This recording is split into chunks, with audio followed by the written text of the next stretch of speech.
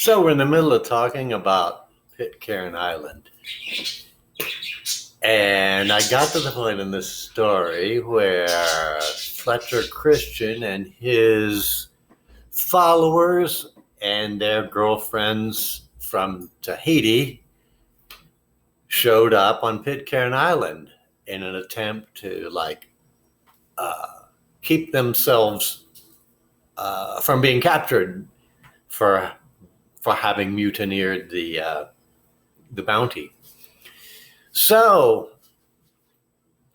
Christian and his men, they figured they would be safest. They decided they would be safest, and they assumed that they wouldn't be found by the British if they would destroy the evidence, if they just burned the ship. No evidence. That was the idea. So they torched the ship. They torched the bounty right in the bay on Pitcairn Island. And then they all lived there, isolated from the world on Pitcairn for 35 years. Remember, it was 1789.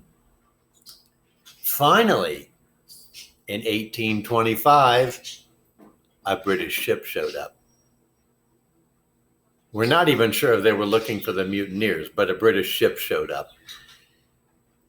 By that time, only one of the mutineers was still alive, because there was another generation grown up on the island by then.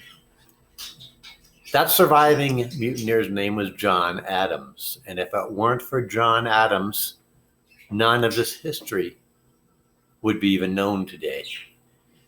But John Adams recounted everything that we know about the entire event, about the mutineer and life, the mutiny and the life on Pitcairn.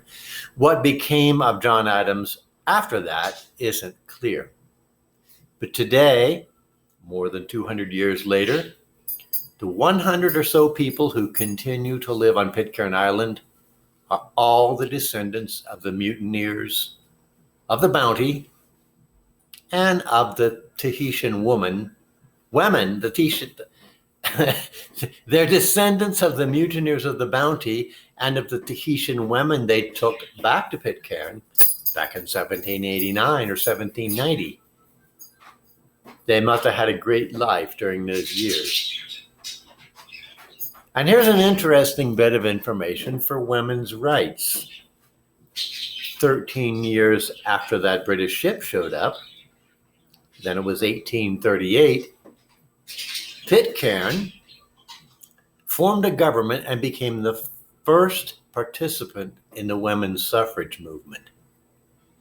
That means Pitcairn was the first government in the entire world in which women were granted the same rights as men. At that time, in the late 1830s, when they formed the government, was when the island came under the control of the British. And that jurisdiction actually included 3 islands: Pitcairn, Ducie, and Henderson. What were they named after? I don't know. I'm guessing they were named after the various mutineers. I don't know. But today, the Pitcairn Islands continue to be subject to the British monarchy. And to this day, only Pitcairn Island has people on it. Only Pitcairn Island is inhabited. And the British basically leave them alone.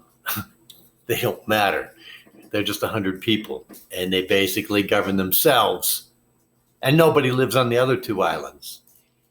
So, as such, Pitcairn is said to be the least inhabited country in the world. Technically, it's not a country because it's a territory under the authority of the British monarchy. But Pitcairn basically has its own independent and completely democratic government. I mean, purely democratic, because there's no need to form a representative republic with a population of only 100 people. Now, in more recent days, I mean, in the last 20 years, the island has had some dark times. In 2004, there was a handful of male inhabitants who were charged with crimes of sexual abuse against minors. And these events are said to have taken place on their own island. The British government got involved in court proceedings and convictions, and the island ended up having to build its first prison for these convicted offenders to serve out their sentences, which range from 5 to 8 years in prison. The Pitcairnians, I guess you'd call them Pitcairnians, the people of Pitcairn, I'm going to call them Pitcairnians. The Pitcairnians were afraid that this undesirable event would tarnish their reputation. It would make them look bad. Their reputation as a reputable nation. Nation, I don't know, whatever other countries might want to call them. Anyway, there was an attempt to clean up the reputation of Pitcairn. And for the last 20 years, residents have been actively establishing a tourism business, a sort of tourism business in Pitcairn. Some foreigners were invited in to get the idea rolling. It's not a big thing. Pitcairn's not a really popular destination. But for the 100 or so residents of this place, the 100 or so visitors who come each year as tourists, that's a significant number. That adds a significant amount of activity to their economy. If you could say they have an economy. I don't know. What kind of economy do they have? Do they have a currency? They probably use the British pound. Do they have a bank? Do they need a bank? Judging by the participation of the British, they probably are capitalistic and they probably do use the pound, but I'm not sure. If you want to be a tourist, Pitcairn's a difficult and really expensive place to reach. The closest place you can even fly is to Tahiti. That's expensive enough. Tahiti, it turns out, is 500 kilometers from Pitcairn, and the only way to reach Pitcairn from there is by boat, and it's a 32-hour trip, and it's an expensive trip. From the information I saw, it's not clear whether there's regular scheduled trips to Pitcairn or not. There actually are cruises also that now can drop you off in Pitcairn. These cruises all originate from South America. And this is an even more expensive option to reach Pitcairn. And it's a little less convenient because you have to arrive and leave on the schedule of the cruise line. There apparently are some interesting sites to visit on the island. I don't know. I haven't been there. I wish I knew. I'm telling you what I heard and what I read, but it sounds very cool to me.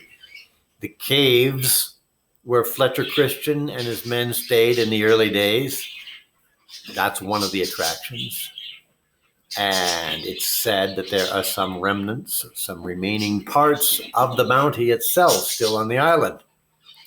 So if you're up for a visit, you need to figure out how to make the arrangements. I think you can look online. You can search this online and get some information. It's not cheap and it's not easy. And the other interesting thing is there are actually no hotels on the island. Tourists have to stay in residents' homes, so it's by invitation. So finally, how desperate are you to isolate yourself from the world these days? Would you consider moving to Pitcairn? Could this be the last remaining frontier on Earth? It's possible.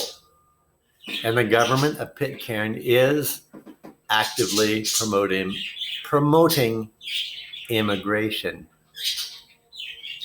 I could be tempted if things get any more ridiculous than they are now, but probably I won't succumb to the temptation. I'll probably just keep sort of hiding out in Mexico, but I'm not really hiding. But right now it's almost as bad here as anywhere else in the modern world, but I don't know. I haven't been in the United States recently. I don't know what it's like. Maybe there's light at the end of the tunnel, maybe at the end of this year, and we all know what's happening in 2020 in the United States. So, okay, I'll catch you all in the next video. Don't forget to subscribe. Tell your friends about the channel. We have lots of English learning videos and exercises. Thanks for listening and following. I'll see y'all in the next video. Thanks. Bye-bye.